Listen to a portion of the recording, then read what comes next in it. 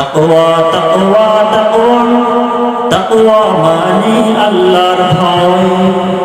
ও সেই তাকওয়া যদি থাকতো আজ মানুষের মাঝে, তবে সমাজ নীতি রাষ্ট্রনীতি হতো না বাজে।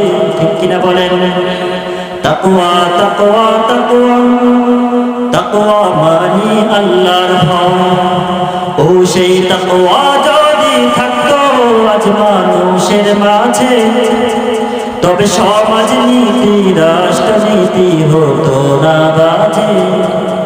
সমাজনীতি রাষ্ট্রনীতি ঠিক আছে নাকি বলে? আছে।